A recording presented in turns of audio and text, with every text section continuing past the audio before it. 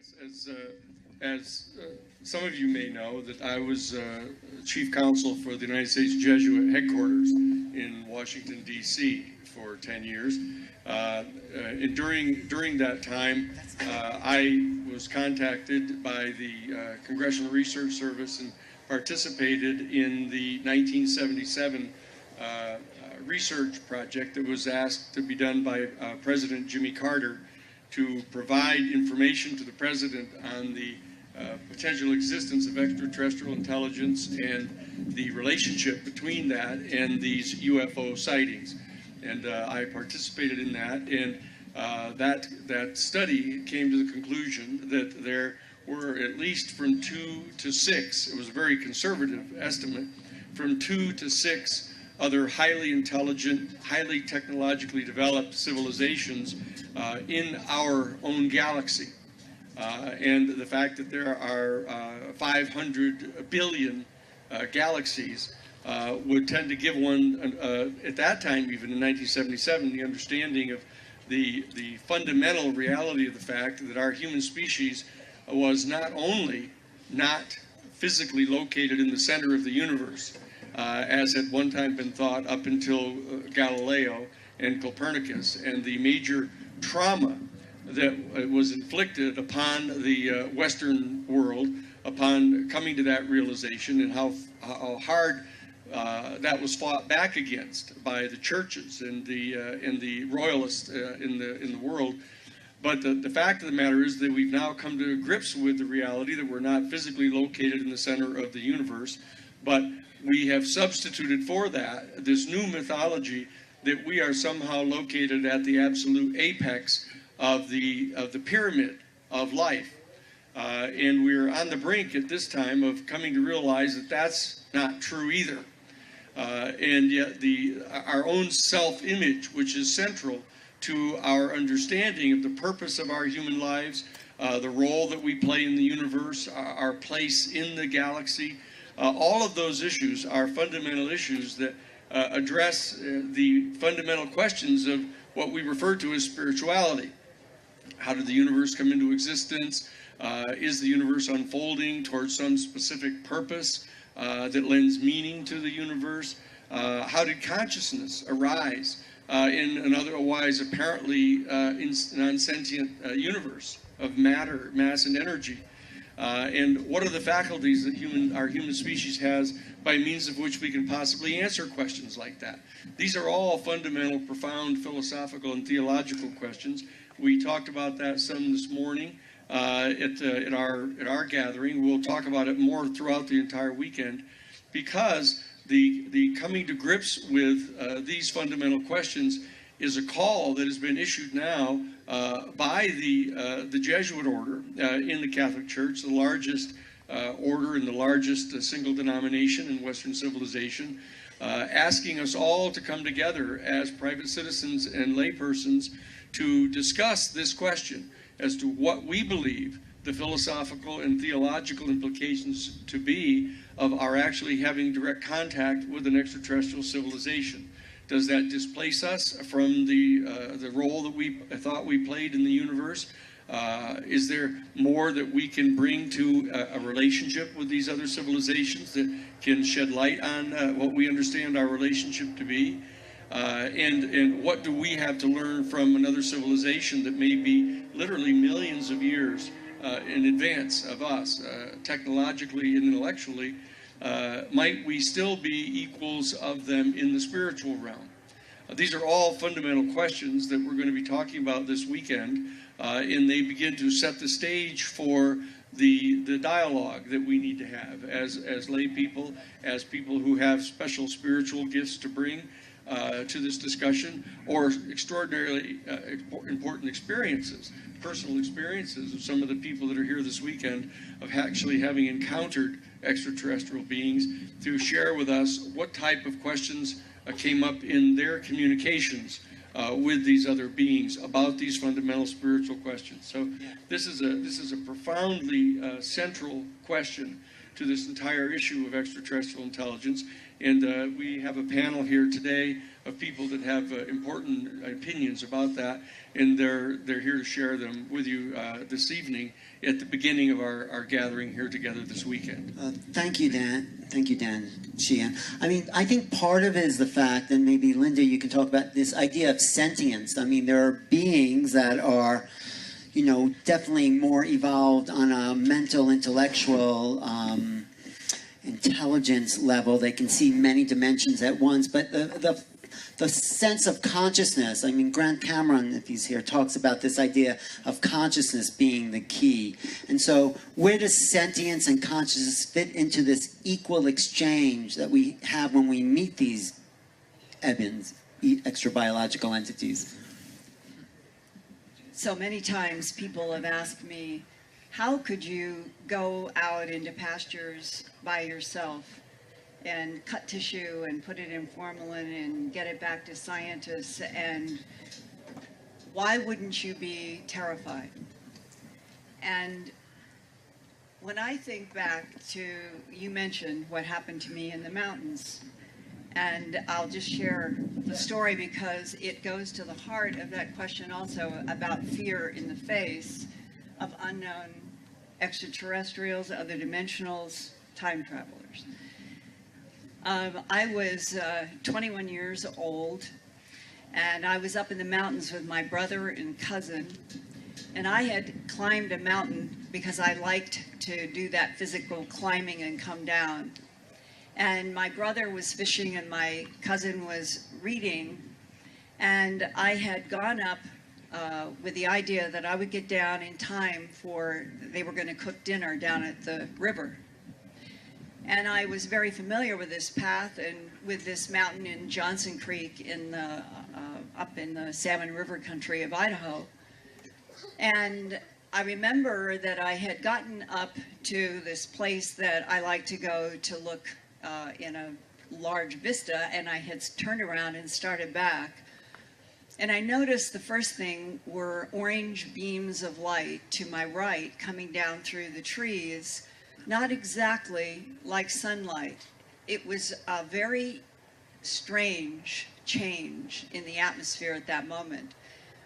And my last memory, clearly, was that I'm walking toward these orange beams of light with great curiosity. That's what I remember. What is this? When I felt like when 24 frames in a camera are run back at 96 and everything is moving in slow motion suddenly, and I remember that very clearly, but no fear. And then my next memory is that I'm down further in the mountain and I'm on a path. It was June and the summer flowers were beginning to come out, and I realized that along the path that there were flowers that were pulsing. They were pulsing light. They were brilliant white with orchid borders. And I had a reaction to seeing the flower pulsing in light to run to make everything go back to normal. Not out of fear, but out of a certain confusion of what is happening. And I ran and stopped, and then as far as I could see, all around me, all of the flowers were pulsing this bright, brilliant white light that had this orchid edge. And when I look back up now, the mountain, the sun had just gone down behind this big mountain. And for those of you who have ever seen the Van Gogh paintings in the last year of his life, and especially the Starry Night, and you see the energy doing this inside of a hill or a mountain, that's exactly what it looked like, but for real to my eyes. And the whole mountain seemed to be breathing. And there were 2 or 3 stars as the sun went down that came out, and now they're pulsing exactly like the flower. And I remember suddenly feeling like there was pressure and there was some kind of a temperature. And I had been standing there in awe of what is happening, but something raised my hands in front of me, and a thought voice came into my mind as I'm watching my hands rise up in front of me, and it said to me, "You are one with the light is one with you, and you are in the hands of God forever." And then while my hands are being kept in place, it was like a count of 10 to 1 that the whole pulsing light rheostated down to look normal.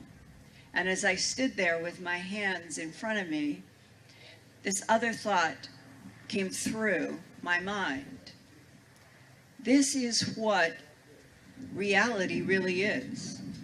That underneath every container body, every plant, every animal, every surface, whether it is this planet or a planet 13.9 billion light years from now, all of it, the reality has to do with pulsing light and energy, and what I came in my own mind after that to think of as the divine field. Not a building, not a religion, a divine field that is responsible for all matter worlds, no matter how many universes there are.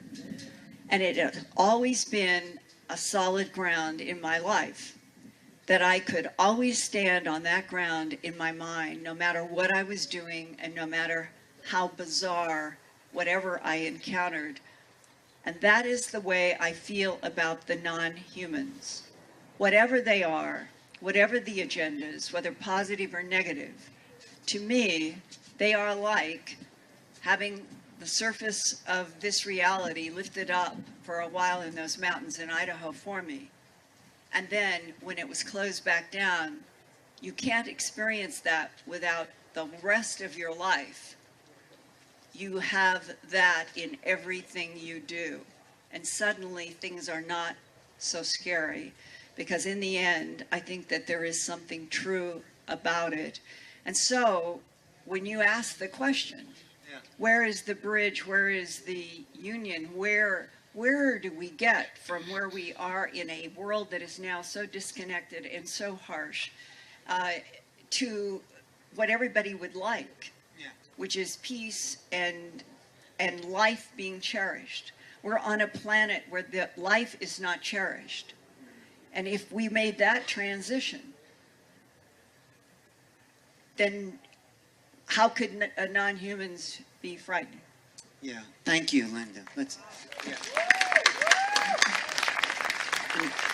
You also brought up the point of a kind of altered reality, a shift in consciousness that awakens, and sometimes it awakens when you're meeting these ETs. You're shifted in consciousness because they don't exist in the same field we exist in. So we shift, we kind of go into an altered state. And Dr. Dream, you work with that kind of stuff, don't you? Shifting people and getting into those states, and talk about your... Yeah, this whole conversation for the panel has unfolded in a very interesting way for me. You started out by talking about DMT and being produced in our brains. And it immediately took me back to the fact that if it weren't for DMT and my experiences with this powerful teacher, I wouldn't be sitting here right now. That was my breaking open part of the experience. That opened me up to, I mean, I grew up Jewish in Omaha, Nebraska. I needed something really powerful to crack this one open. And there's a lot of truth in that. My parents were conservative, relatively conservative in this and that, and there wasn't yoga and meditation being done around me. And after well over 100 experiences with what I refer to as the others, the beings that I come into contact with in the DMT experience, my level of fear about what we will be encountering in the future is non-existent. I have no concerns about what the beings and what our experience will be. It is what it's done for me in my life and in my spiritual life, and what my life is about and my outreach is I'm not so focused on what I'm not experiencing right now. I'm not searching, I'm not calling forth contact with other beings. At this time, what I'm feeling is the most fertile opportunity is the inner journey. And so my experience at this time is taking everything in my outer experience of reality and bringing it back for me in the inner journey, and to learn my lessons and to assist me in expanding and moving more completely into the energies that you were talking about, cherishing and peace and everything like that. And to me, that's the greatest that I can do right now. And it's what keeps me, after all of these experiences that I've had, completely out of this reality, and yet as solid and as real as I sit here right now, and as I touch your shoulder and I touch your knee. After all of that, They know each other. after all of that, it's really about how to stay grounded here. It's about how to expand into who I came here to be. And that's become my focus, and everything else that I encounter keeps bringing me back to that and allowing me to just completely and more fully expand into those energies. And as far as everything else, I'm open to contact, I'm open to all of it, and really having gone through a process of releasing ideas of what it may all be about and opening up to the true reality of what it is. Thank you. Thank you. Yeah. So Laura, how do you mix those realities, those inner realities of that piece that Dr. Dream talked about, with the idea that there's some harsh realities out there, and there's, also beautiful beings out there waiting to meet? How do you integrate that in your own mind, consciousness? I think the harsh realities just help us to become stronger. I mean, every harsh reality I've ever been through has made me who I am today, and I love those experiences. I bless those experiences. I mean, if you look around, sometimes people who have it easy take it for granted, and they end up sort of crashing, or they end up misusing the power. And, coming into the Eisenhower family with maybe expectations that I might move into politics, I decided to go real deep and understand the nature of energy and learn from energy, and really get an idea of like where the energy is on the planet right now. And we're on a planet that's definitely very challenged. And the thing is, when we're born into a control system and we're limited, which we actually weren't when we are in these higher, more advanced civilizations with more DNA activated, we were 12-strand potential and beyond. We have those memories. Well, things changed. That's a long story. Those are my presentations. And now that we're experiencing a more limited version of ourselves, what we're really awakening to is really no big surprise. I think we're actually really comfortable with it. I think it makes us feel like relieved, like, thank God I didn't want to listen in school kind of thing. Like, thank God I didn't want to go to church, because I was really wondering, like, why, like, none of this was resonating. And I think we're really healing a lot of the stigmas and projections that come from being an expanded multidimensional being, because that's what we are. And I think in these times we're increasing our spirituality the more we discover what's out there. And it certainly does not negate there being a god or goddess or source energy.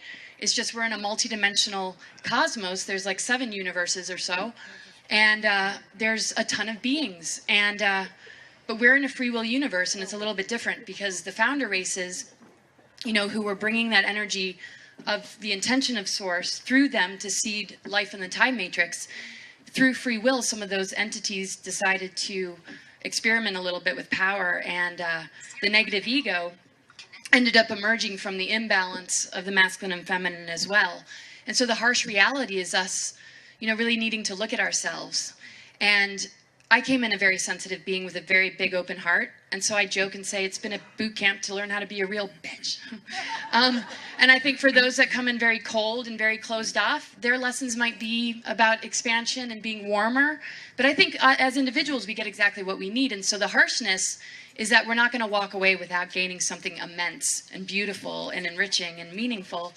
And we have to understand that the adversity is an incredible way to get there, because 2 people are going to experience something different. So where I might end up in a challenge because I might be vulnerable or open-hearted to people that probably don't deserve it. Somebody else might have a really strong boundary and never need to meet those people. So, or some people might refuse certain information that could really benefit them while others are all about it. So the harshness, to me, is like exercising a muscle. People volunteer for pain. They climb Mount Everest. We birth children. Actually, it shouldn't hurt as much as it does, but we're learning to get back into our divine feminine. But the thing is, when we sign up for pain, exercise and stretching our, boundaries to push the limit, we're totally fine with it. We know it makes us strong. But when it comes at us out of left field and we feel like we didn't invite it, then it feels like a violation. And that's something we need to, understand. What are the deeper reasons and what do we need to do? Where do we need boundaries and where do we need openness? And nobody can make those decisions for you but you.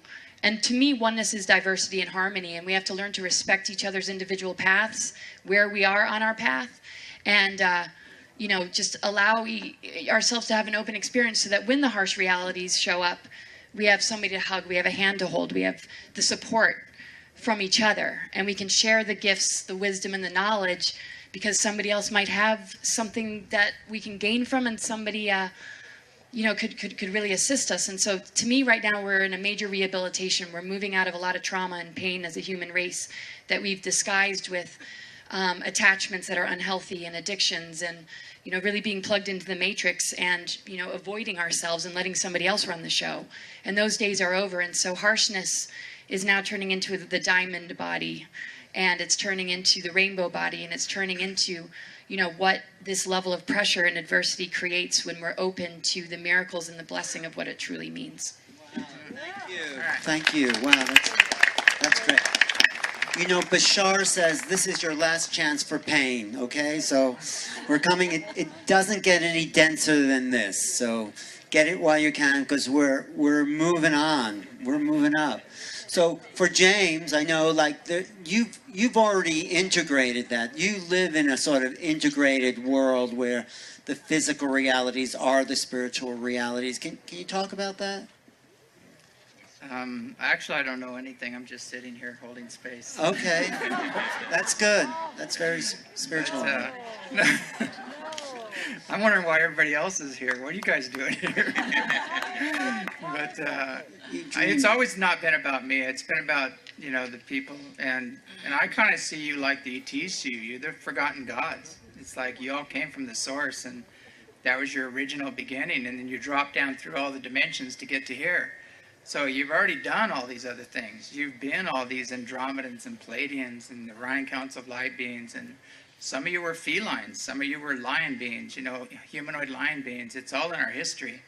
And we've all done this, but we think we're a personality in a body, but we're this vast being, the multidimensional being, once we get past the personality in the body. So what happened to me, I had to die to figure this out. I had a couple near-death experiences, and I crossed over and I went through the tunnel, and I ended up in that plane of bliss and met some wonderful beings there. And the door has been open ever since. But it's allowed me to go forward or backward in time, and also I can read other people's books, and I look at people and I see who you are. I see where you've been, and I can see there's so much more to you than you've figured out yet. Some of you have figured it out, but it's I'm all here about awakening people to their own divinity and that multidimensional divinity, and we are these vast multidimensional beings, and we exist on a vibrational continuum.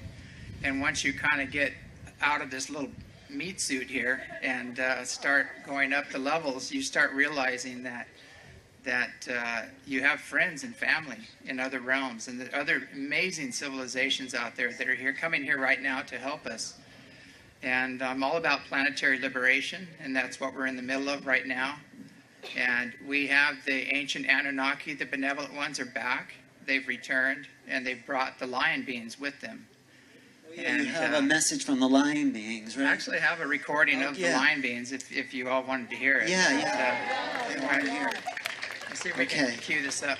But Did they do this special for contact, your lion friends? yeah, what happened was they came over 3 phones at the same time.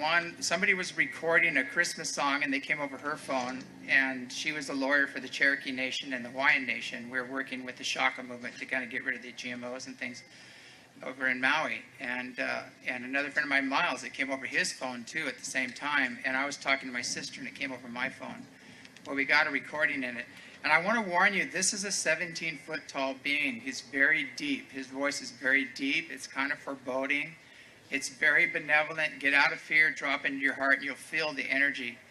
And it's a language we'd never heard before. And he also purrs. He starts purring as he's talking through the. And so these are the lion beings, you said? Lion? They're feline beings, and they, like Sekhmet and Narisha in India, they were the protectors of the gods. They've been around forever, and now they're back. Okay. And they're here to protect the forgotten gods, which is you, if you want to attune to them. So we'll go ahead and play this.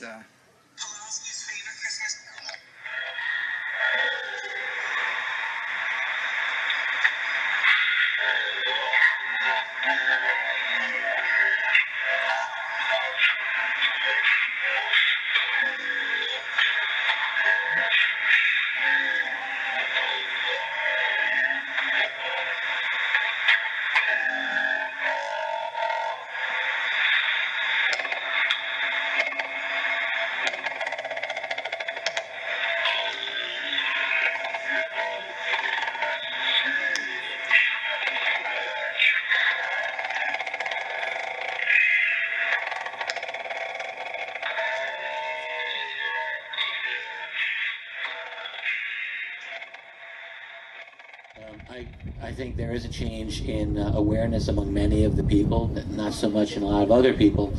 But one of the things that's driving this change is that we're reinventing our technology, our way of communicating with each other in the world. We're already now officially seeing the beginnings of quantum computing. Where that's going to lead in the next decade or two is going to be an amazing thing. Advanced artificial intelligence is right around the corner, advanced nanotechnology.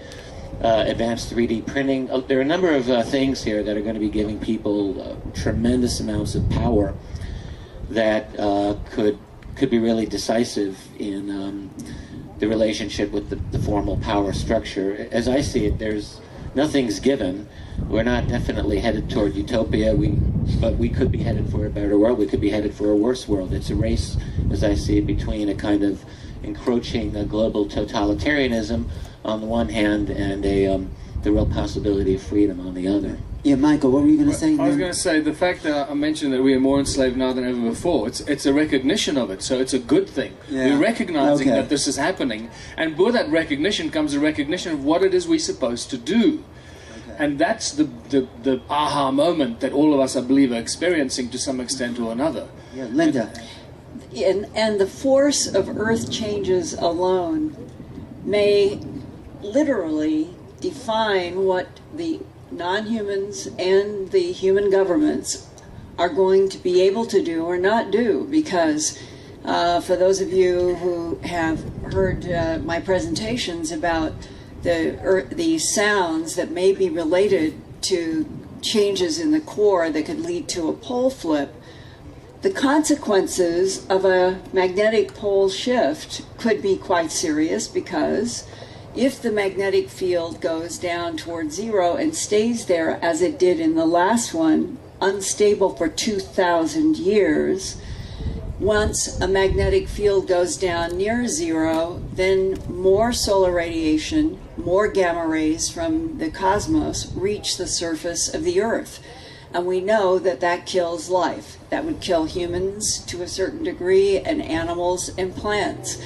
And right now, what is beginning to be discussed in scientific papers is this is the century that for the first time in 786,000 years, the North Pole will end up in the Antarctic if this happens, and the South Pole will end up in the Arctic, and that there will be a period of great instability in the magnetic field of this planet leading up to, that's now.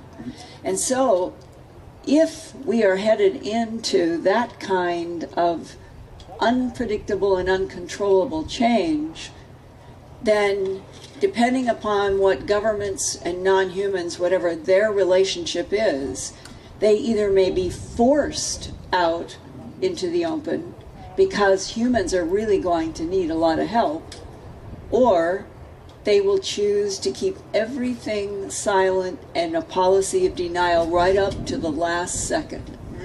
Besides that, I think this vibrational change, this shift, this increased solar radiation might have a positive effect where more people are waking up because of the subtle influences, and there's more. In the movie Solar Revolution, they say more DMT is being released in the brain, which is making us more of a visionary culture. So in the right degree of this cosmic radiation action, it could be, and I've seen it, and more people are waking up to a spiritual reality. And it's because our brains are awakening, that's what I feel, to a higher level. Do you think so, Victoria?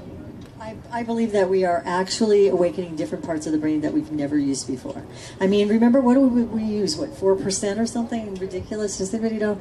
Right, around approximately that much of the brain. So what's going on with the rest of it, right? So this is what I feel, is I'm seeing every day ordinary individuals out there suddenly knowing before the telephone rings, suddenly knowing before someone comes in the door, suddenly having dreams of what their future is going to be, suddenly realizing, coming to the realization that this reality that we're looking at right now really isn't what we thought it really was.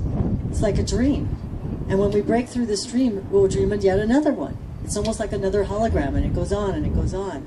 But eventually we do come to the point where we realize and recognize that we're coming from a super intelligence. And we're sitting in this massive sea of love intelligence from which we've come. And as we awaken, we become part of that, and we get to choose what kind of reality we want to live. Yeah.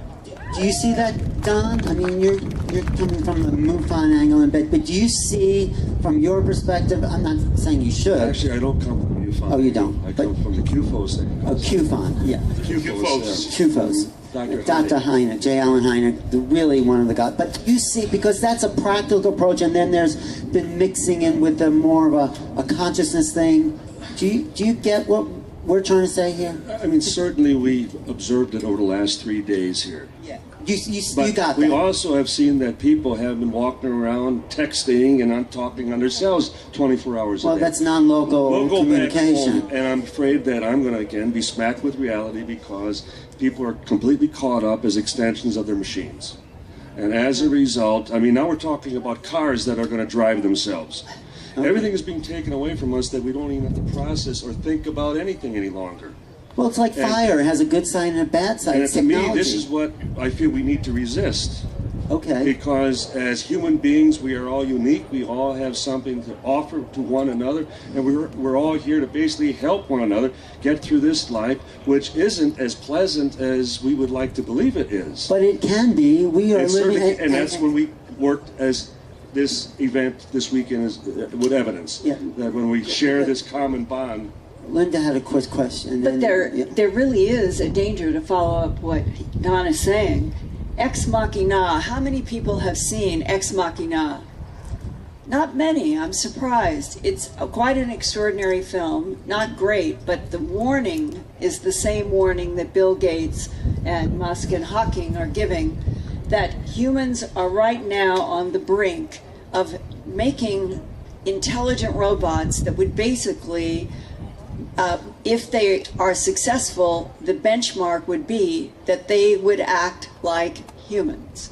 And this Ex Machina Hollywood feature film really has parts of it that illustrate why they are warning, because there are tremendous amounts of dangers that could be coming in a world where, just exactly as Don has said, that the machines and the robots and the AI will become increasingly used and depended upon.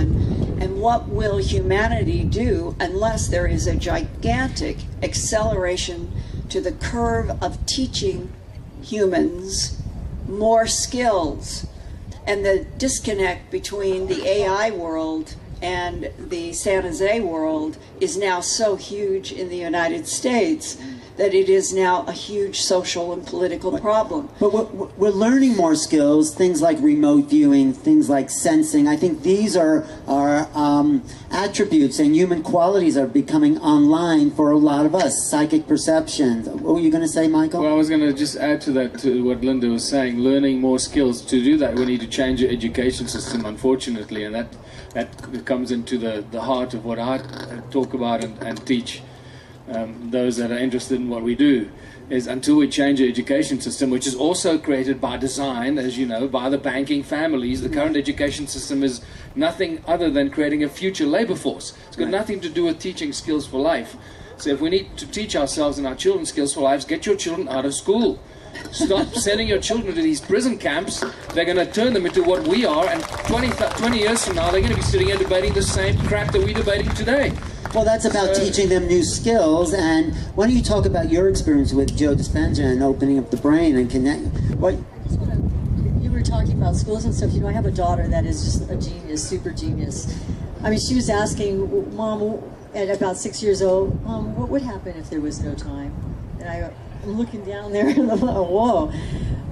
I sent her to school, to film school. Now, understand, this is a kid. I got her a really nice camera and everything, and she was running around at like 7 years old, 8 years old, 9 years old, 10 years old. She's doing it, right? She's running around shooting everything. I sent her to school where they teach you, you've got to wait. You've got to wait till you're finished with school. You got to hold back, hold back, hold back. And what ended up happening is that these kids programmed their brains. They hardwire themselves for 4 years straight. That's like being a depressed individual for 4 years, constantly depressed. And all of a sudden that depression becomes a natural state to them. And then what happens is the body starts memorizing that natural state. And they, even if they wanted to wake up one day and say, I don't want to be depressed anymore, their body's already memorized it and said, hey, wait a minute. You break it by shutting down 3 parts of the brain and going into the frontal lobe. And this is where we're all going now. I believe that there is a chance, and how you do that is by, it has to do with spatial and meditation, and they teach it. There's a wonderful author, his name is Dr. Joe Dispenza, and he goes into all of this, and if any of you are interested. But seriously, I saw it with my daughter. You are right. She lost it. Now she's trying to climb back in, and although she's worked for all these big, places, she wanted to go out on her own to do it. Where she did it before, she didn't. She stopped. And now it's working for company. Yeah, school should be exciting. It should be. I mean, this weekend was exciting for me. The information, right?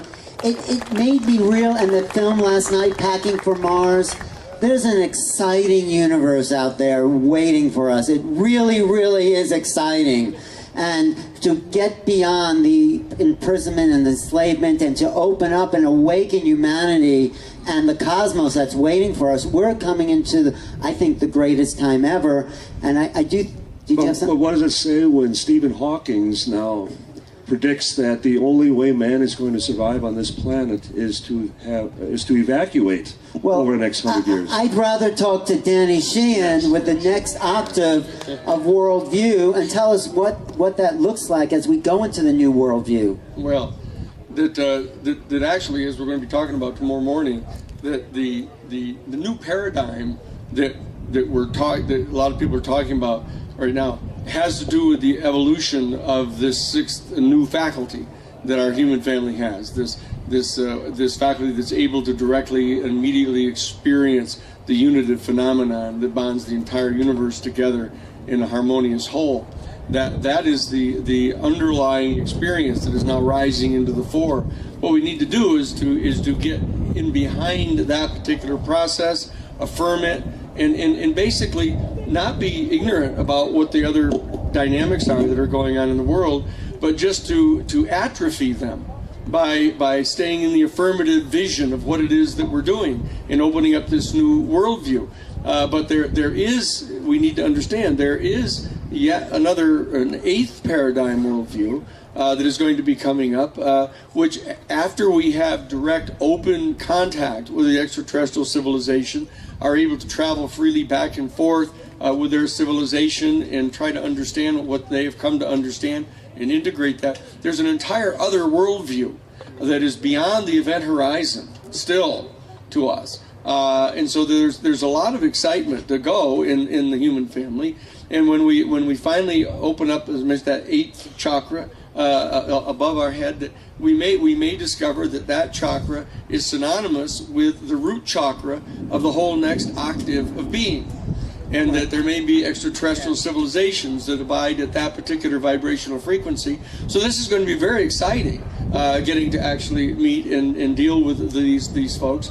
And it's just beginning right now. This is a very exciting period in our human family, just beginning to encounter both the rise of this new sixth faculty and the contacts that are now being talked about more openly with all the extraterrestrials. It's a very exciting time, I think. I call it the flowering, thank you, the flowering of humanity. I see us awakening to who we really are. I mean, Richard, when you wrote AD and the consequences of coming forward with what Danny just mentioned, if you can just skip all those pages about the confusion, all that disruption, because it's already happening. The institutions we've created, you know, medicine has been in the way of healing, and religion is in the way of spirituality. All the old institutions are in the way of the things they were created for, and that's part of what the UFO issue is bringing down, I think, in these old situations. But this new world, the new world view that Danny's talking about, after AD, after all the confusion of that comes forward and is settled, where are we then in your point? I found that very intriguing, Danny. I enjoyed hearing what you had to say on that. I would only add, though, before we get to a place like that, we have some serious institutional obstacles to deal with. We're at a point in the world right now where the 80 wealthiest people in the world own as much wealth as the bottom 50% of humanity, where those individuals are trying to buy up all the water, all the minerals, all the genetically modified foods that they want to shove down your throat, and they want to own it all, and they're moving toward that. So it's a war. They're declared war really on the rest of humanity, and they want to own everything, including the people. And we have to find a way of dealing with that. Now, if spiritual evolvement by all the people on the planet does that, well, then great. But there's a lot of people in this world who are in grinding poverty, who are in misery and are being exploited. And we have some serious work cut out for us in the material realm right here. And then, you know, dealing with other beings from other places, which I think most of us feel that is the case, that they're here. You know, and as Stanton Friedman's pointed out many times, why would they want to deal with us when our main occupation is tribal warfare, and our main economic activity is creating war machines to kill each other? If I'm paraphrasing you more or less accurately, Stan, we have to transform that whole system. Otherwise, I don't really see much of a point in having a relationship with anyone else when we're destroying each other. And you know, I will just say I have one point of being uncomfortable with some. I mean, I'm very, very interested in let us say consciousness studies, but I become a little bit unsettled by it when I feel that there's a movement away from the political. So one of the great advantages that I might point out that I have is that that's what I've spent my entire life doing. You know, I mean, I didn't represent the New York Times to get the Pentagon Papers published because I was trying to entertain I get that. people. I mean, what I'm saying is that I'm fully cognizant of all of these challenges, and that's one of the reasons that I feel that at this particular point in our human development, that it's possible for me to come forward to try to share with you the reasons why we should be optimistic, because I don't have any doubt that everybody knows that I know everything in spades that can be said this bad about our human family. Well, I was certainly not accusing you, Dan, of being utopian. No. But I just feel like it's a tendency that we all have to watch for. There's a tendency in our culture to want to see everything as a happy ending, and the fact is, it could go either way. It really doesn't have to be a happy ending. It could be, for it to make it a happy ending, we have to do a lot of work. That's all I'm saying. I personally feel that you can create your own reality. I'm sorry. I just feel that, because I experience it in my own life. You can't, you're a reflection of my mind. I'm a reflection of your own. So I know that in my heart, if I can raise my frequency to a certain thing, there are things that may exist for other people, pain, agony, and all that, but if I truly live in a certain frequency, I can resist it in a way that it doesn't really, it's not empowered. But there's still war out there. Oh, absolutely. We're not negating those things. I'm just talking about my relationship to it and how it affects me emotionally. That's what I'm just saying. And I think if we raise ourselves, it'll still exist, those things. If we raise ourselves up and I think come from a more uplifting place, it helps. It may be, we still have to do the hard work, feed the people, and the We wars. still have to confront evil. Yeah. We still have to deal with it. That's the thing. And I agree with Victoria that our way of thinking, our minds, do create the kinds of individuals that we will be. The way we think about ourselves is critically important. I'm just saying there's a danger, and I think really we have to be aware of this if we're going to be honest with ourselves, which is that we can think all we want about raising our frequency, but there's still going to be 80 people in this world who are going to try to buy up everything that's worth owning. They're still going to try to keep us as a slave race. Well, and we have to do something about that. Well, we are. I hope. Yeah. Well, I think we are. So to add to what Richard is saying, that's exactly what I deal with, I guess, on a daily basis in South Africa. Dealing with people who live in absolute poverty, they have nothing, but that doesn't mean they're stupid. But that also doesn't mean they're highly conscious and highly spiritual. They just know that something is wrong and they want out of this misery and out of this situation. What they respond to very positively is not spiritual teachings, because they're not really wired to receive spiritual messages. They need help. They need to know that they get a loaf of bread and have a meal at the end of the day. Right. So you've got to balance this very, very carefully. You've got to continue on the spiritual path and the path of consciousness, but at the same time you've got to deal with the hard day-to-day facts of people's survival on all levels. And unfortunately, as Richard said, these 80 people that want to buy up and own the whole world, they own the whole world. They don't want to buy it, they own the whole bloody planet already. Yeah, absolutely. And as long as we have this thing called money in our existence, they're going to continue owning the whole world. So there's a series and sequence of events that need to happen here. We need to disempower them by stop allowing them to use this, or by stop using the money that they're using to buy up the whole world, which gives them the power, creating a new alternative for humanity, for the people, which is what we're doing with the Ubuntu movement, but at the same time giving the people on the ground the good news that there is a way out.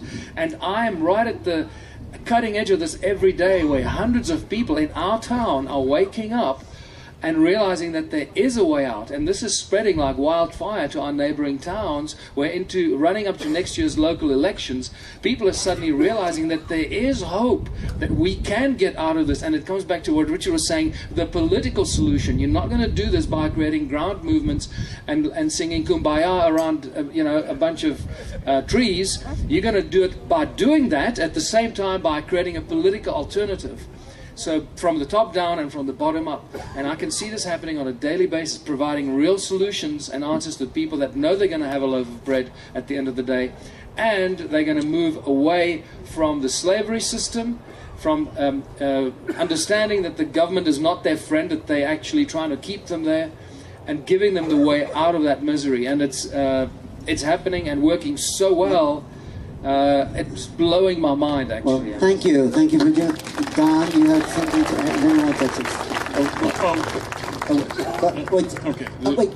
There's one thing we haven't mentioned. There are many things we haven't mentioned, but I'm concerned about when we talk about dealing with, negotiating with, whatever you want to call it, with other civilizations. We still live on a planet in which there is no government that wants its citizens to owe their allegiance to the planet. That's the way we are. Our nationalism is the only game in town.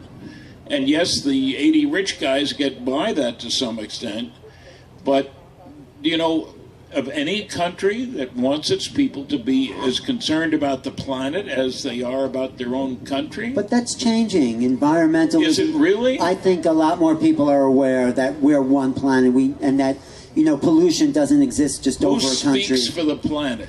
Who is able to negotiate for the planet in dealing with aliens? I think all of us. All of us. What were you going to say, Don? We'll get back to... I don't mean to keep sounding as though I'm playing devil's advocate, but even on what Stan just said, this idea that we have this trickle-down effect as far as from the media, and being told only what they want us to know. And I often refer to the media that everything is scripted, as though the whole world has become professional wrestling. And I think back to when we were on Montel Williams at one time, and all he kept asking pertaining to the UFO situation was, well, how does that put meat on my plate? That he just couldn't think beyond, today. The idea that anything that would expand his horizons, his concept of his own world, let alone the universe, he just could not comprehend. And I'm personally afraid that's still the majority of people in this world. Yeah, but if we're confronted, like a lot of people, with this phenomena up close, I think it changes people's ideas of their relationship to their country and the world. If they have the access to the truth, and that's where, unfortunately, in relying to the media, most people still depend on them for their daily dose of reality. But this is grassroots here. There's what, 2,500 people there this weekend, something like that? It's growing. The grassroots movement is growing. But let me just change gears for one quick second. And or did you have something to say about that? Because I wanted to talk to you, Stanton Friedman. You've been doing this for how long? 60? Gave my first lecture in 1967. 1967. Now 48 years. 40. Wow. What? Yeah.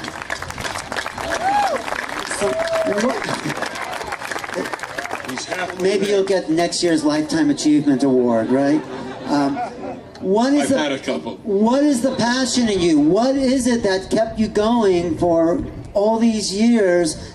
And you're still going. You're still as passionate today as when you began, I'm sure, however long ago that was, 67. What is your passion? My passion is because I am influenced by my children to be looking toward the future for them, a better world for my great-grandson, for example.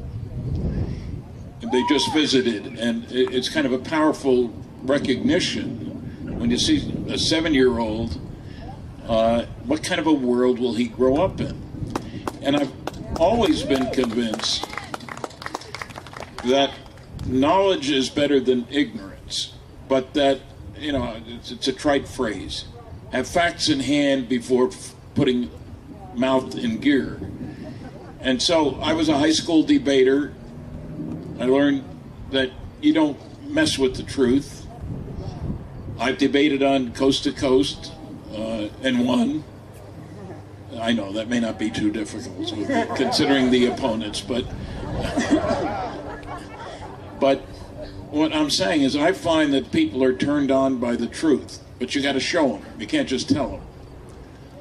And I have been very pleased on certain occasions when somebody in the audience says after my lecture, how about polling this audience? I had shown some Gallup poll data.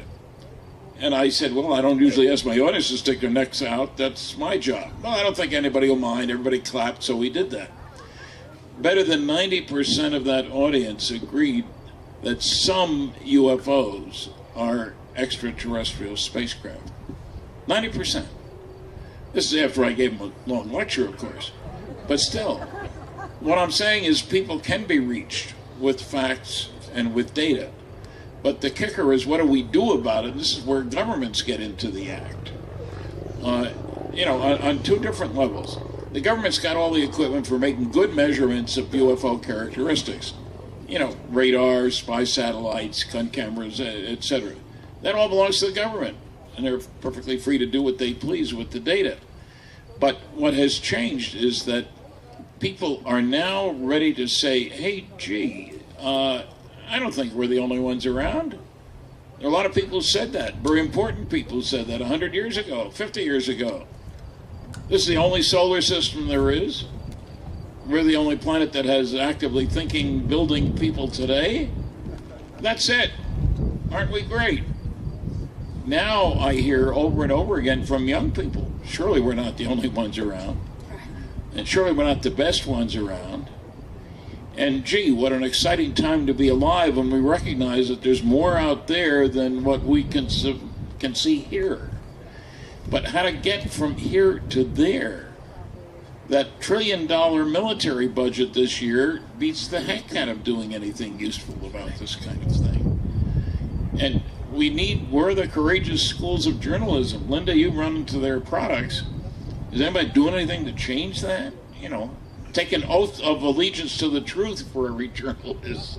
That'll be the day, yeah. But you know, Stanton, you're an example of being empowered, not being stopped. You keep going, you keep putting it out there, and more people are waking up because you've talked on every university in the country about this. No, really, you've tirelessly been there giving people the truth, and because of you, I would say some people here, a lot of people have woken up to that truth.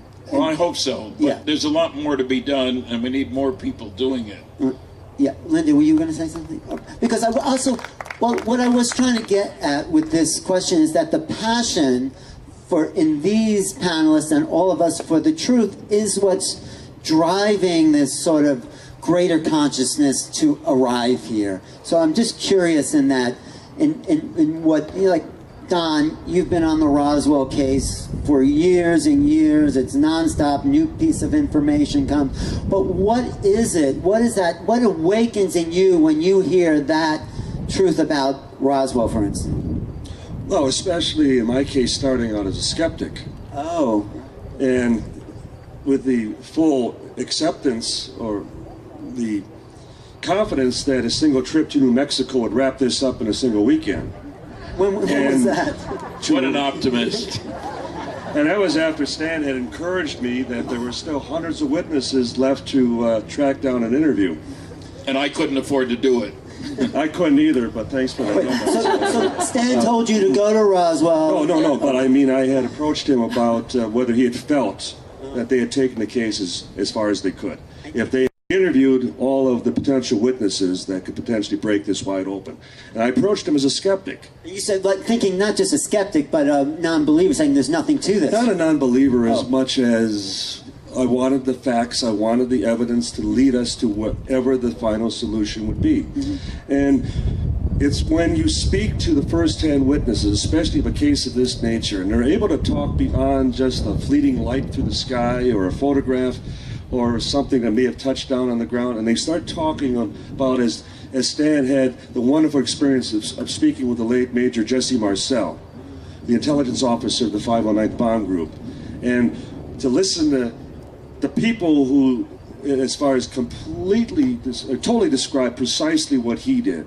The memory material, paper-thin material that you couldn't scratch, you couldn't bend, and yet other materials that you could crumble and crease and lay down onto a smooth surface and would flow like water.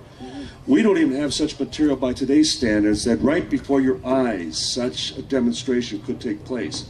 And it quickly makes you realize that you still may be correct in your initial assessment, that it may be something prosaic, but you don't take the chance that you may be totally wrong and you just drop the ball. So you have to go back and go back and go back and go back until the case demonstrates before yourself as well as your colleagues that it's more than just a balloon. Right, so where was that moment that where it clicked for you and we went from skeptic to say, oh my God, this is something here? When the very rancher's son, Bill Brazo Jr., sitting with his wife, Shirley, and her describing how every night he would come home working the ranch and reach into his leather chaps and pull out this piece of shiny metal. And she would watch how he would try to carve on it and poke his pocket knife through it and hold his lighter up to it. Nothing have any effect. And then she would watch as he would wad it up into a ball and then place it onto the table, and it would just flow smooth right out.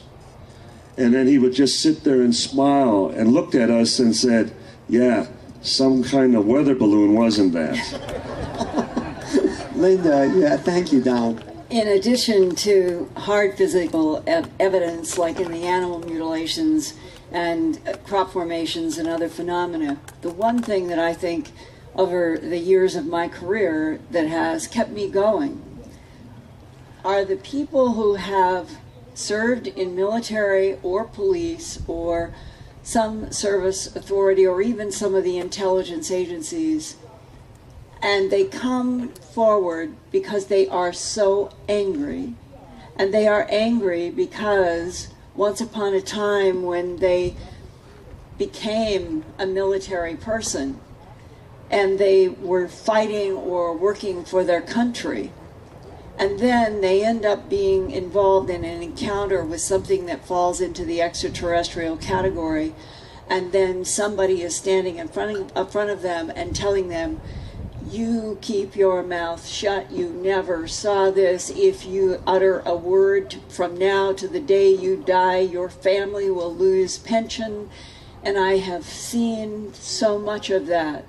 And then what I and others become, we are then the translator for people who have sought us out to tell us the truth about what had happened.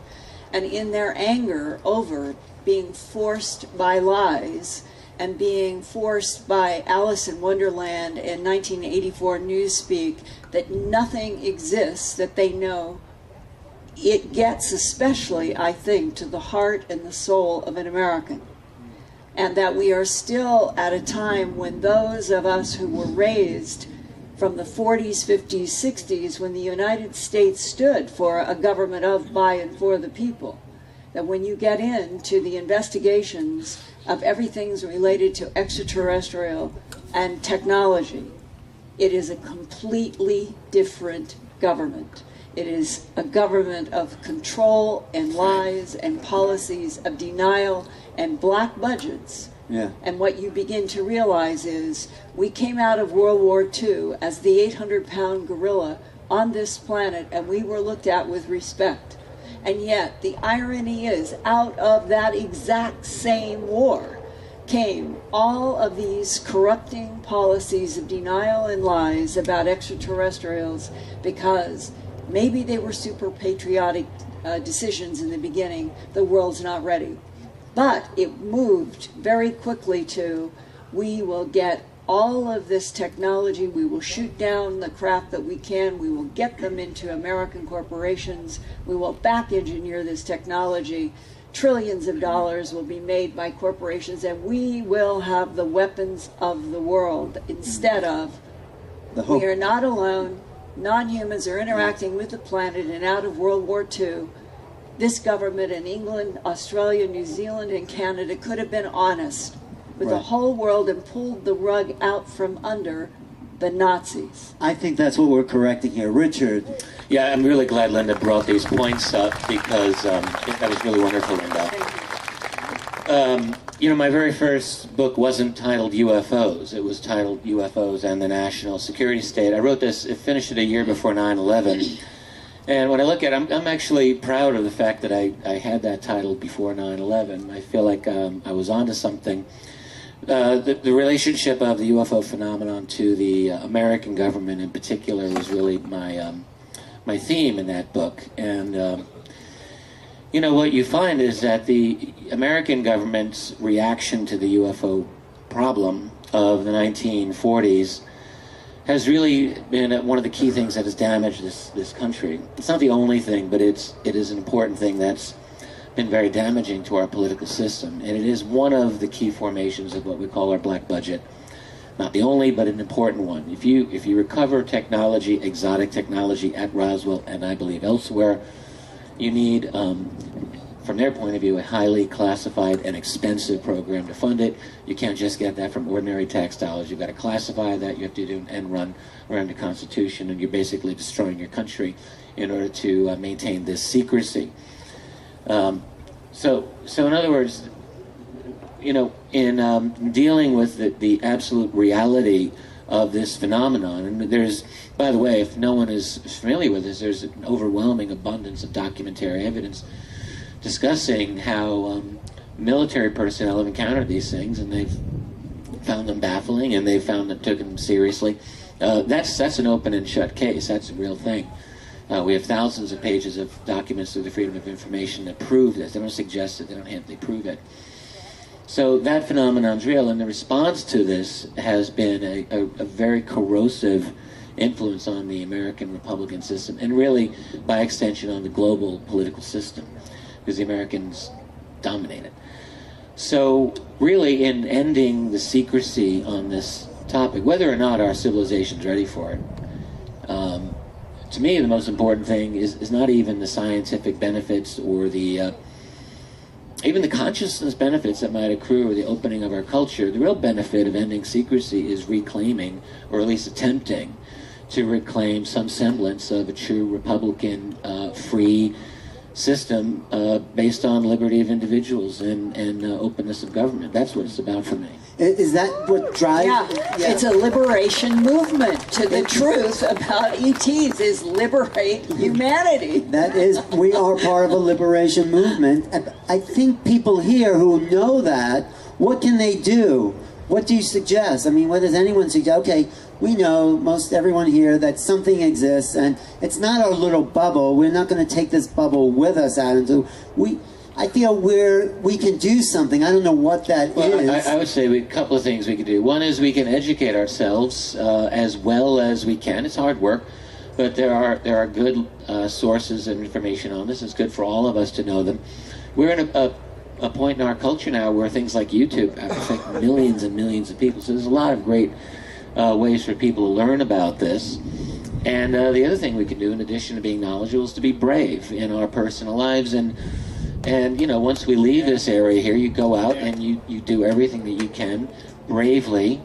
Don't worry about it. If people don't accept you, so what? Most people don't understand their own situation in life or themselves, much less you. So really, if they're negative about you, just take it in stride. I think what we have to do is be brave and go out there and with knowledge help spread the word. Or even just personal contact. I mean, how many people have had some sort of contact experience here? And are the you... audience has become black. I know, but are you willing to share that in a way that maybe people will believe you're nuts? She's shaking her head. Yeah, I think she already has. Great. So, you know what? I keep doing it. I'd like to say, Alan, is one of the things that I'm a little afraid of is that events like this become anxious about trying to convince people and convince the outside world that are not here about all these events. I know about convincing. If you just share your experience. Exactly. So what happens here should not be an attempt at trying to convince others that, look, there are aliens, they've been here, like, stop, don't do that. No, but if you don't have to be an evangelist. If people have seen something... You don't have to be afraid to talk. If people had an experience, then I think so let me complete my statement. Yeah. We should avoid trying to desperately to convince others, but go out there and tell your truth. Tell what you know and let the people decide whether they think you're a crank or whether you're a really smart guy who's seen something and wants to share the truth and the information with the world. This knowledge and information, as some of the panelists here have mentioned, between 60 and 90% of the population believe that we're not alone. So you don't have to convince anybody. It's just larger numbers of people need to get together and share their information and let these kind of gatherings become the main stream and not the fringe. And the more we do this, the more this is going to become the mainstream and no longer the fringe. In fact, I believe it is already the mainstream. Right. The only thing that we don't perceive it to be the mainstream is because it's not in the mainstream media. But if you actually look at who's really watching the mainstream media, are the porridge eaters, as Louise likes to call them, who are the people that need to be informed and woken up. And it is then our duty to go and do that job. Exactly. But do it gently. Yes. Don't scare them.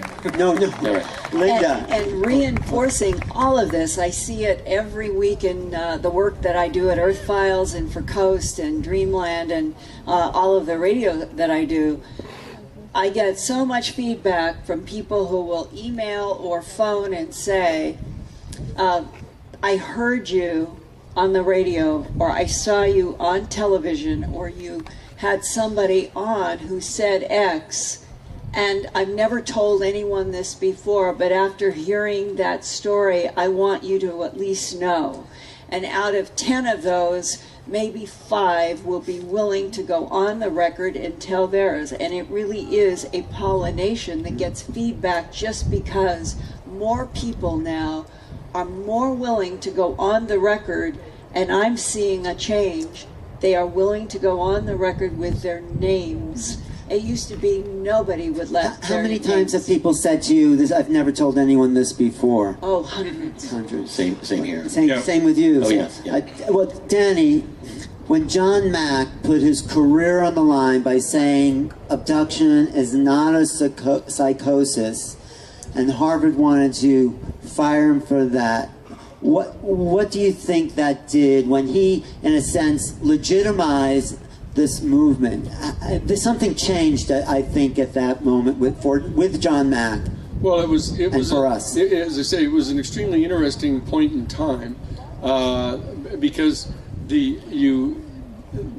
people tend to view Harvard University as being representative of a certain kind of authority in the culture, and for them to have dug in the way they did and try to insist that their scientific, logical, positivist, materially grounded reality was all there was, and that anybody who tried to even open a dialogue or ask questions about other dimensions of reality, other aspects of reality, some other potential worldview, it became obvious to John that this was representative of a major doorway for our human family to actually cross into this other realm. And as I've indicated before in some of my talks here, that's what's now being recognized, that this reaching out and establishing contact with another extraterrestrial civilization is going to have an absolutely inevitable impact upon the worldview of our people. And the simple question is, and we keep on encountering it here in our panel, is whether or not we're going to sit around and wait for the government to tell us it's true, drip by drab, or whether the church is going to tell you it's true or not. The key is for us to reach out, cross that line, and it's a very personal thing. Is are you going to be willing to go out and stand beneath the stars and actually reach out and try to communicate with these beings? Instead of saying, "Oh, it's really interesting. Isn't this an interesting feeling I get when I see the stars?" But to step through the threshold and reach out to communicate telepathically with these beings, and participate in this process. That's the key. This is as I said this morning, this is a citizens diplomacy undertaking here. And we need to cross through and do this. And as I say, it's not to ignore the fact that there's an established order that's trying to hold on to the woodwork, basically, so they can maintain control over the resources of the world. But the fact of the matter is that with this new worldview that's coming into place now, which is integrally related to this existence of this extraterrestrial civilization, it's a dimension of truth. It's a dimension of truth that is knocking right on the door, that's hovering right off stage. It's ready to happen, and we need to participate actively in making it happen. And I can tell you, I'm convinced that these sinful structures, these structures of injustice that we've been talking about, will start to atrophy, because you can actually direct our attention toward growing a new world. Not having to be attached to the old world, and that there are some tactical steps, by all means, that need to be taken in this process. But once you make the strategic decision, then the tactical decisions will follow after it.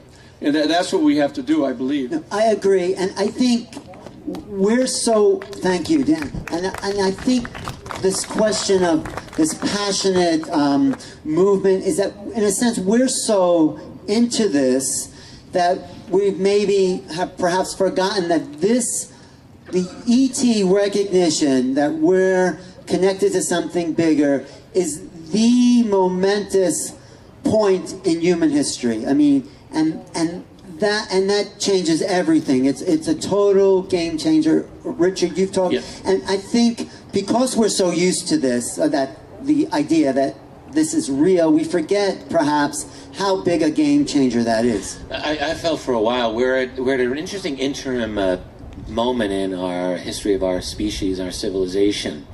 I mean, think of it this way: there's almost certainly, I think, been visitation or presence of these other beings probably for a really, really, really long time.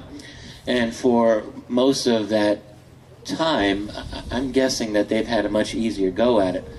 If someone 500 years ago in any part of the world were to see what we would consider a UFO or another being, what would they really be able to do about it? Not a whole lot. It might be something to go into an oral history tradition, or might get written down in a chronicle. But in the last century, look what human civilization's been able to do. We've taken to the air, we've developed radio and television and rocketry and some serious weapons and electronic means of detection, and now we're into advanced computing and quantum computing. I mean, we're just going up on an literally an exponential level. And so what that means is that the, let's call it the advanced guard of our civilization in terms of technology, I'm talking about the military-industrial complex, they've become aware that there's this definite presence. That's not a question for them. And what they're trying to do, this is why we're at an interim, they're trying to hold that knowledge back from the rest of the world. Right, only for so long. But, right, only for so long, because the rest of the world is, I mean, fast becoming quite aware that, oh, indeed, there's this other presence as well. So I think at some point, this is just going to end. Well, and it's just going to be, everyone's going to become aware of this. And I think, you just have to dig a little bit on the internet. Anyone who doesn't believe this, just tell them to look up UFOs. But everything's happened so fast in the last really 20 years. And the internet and where will we be in another 20? Right, so we are connected as a global mind, a global community, but this idea of finally this truth coming forward, in your books, you talk about how it then totally rearranges the human psyche, in a sense. And our interaction with this phenomenon, Jacques Vallée wrote about this many years ago.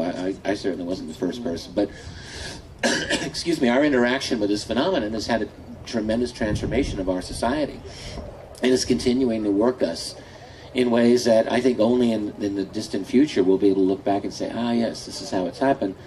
But our interaction with them not only has affected our popular culture, but has affected our scientific culture in terms of classified technologies, and has affected the relationship of us to government, government to us. And it's been very, very transformative in positive and in dark ways as well. Not necessarily from them, but in terms of our reaction.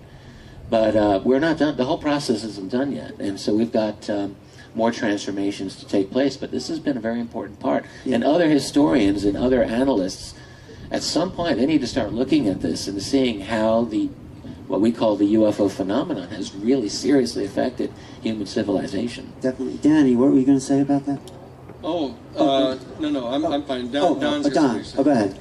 I still remain more pessimistic. Oh, come on, Don. Well, come on. no, we're amongst as friends here, but right. Just think, and I made the point yesterday, this week we all go back to our regular jobs and our regular communities and everything, and how many of us are going to be able to say where we spent this past weekend? They will. That's wonderful, that's great, but I think back to like even when Dennis Kucinich talked about his UFO experience. Yeah. And automatically he became the UFO candidate, and that was the end of any chance that he had as far as becoming the candidate for the Democratic Party. He wasn't as forthright as he needed to be. It's easy to Monday morning quarterback Mr. Kucinich, and I admire him. But why vote anyway? It's all rigged. That's why I vote anyway. He backed down. But if I just might finish, I mean, the ridicule factor is still very much alive. The government has done a tremendous job indoctrinating and dismissing this subject as far as the public over these past 70 years for a reason. And it's one of the reasons that they are now up to 4 explanations concerning Roswell. Right, but let's talk to Stanton, who's seen, I think, a little bit of change in the history of this movement. Haven't you, Stanton? Please say yes. Not a hell of a lot. No? I think one thing I find is that people are more ready to admit that they've seen a UFO than they would have been years ago. But there hasn't been a really major change, again because of the media,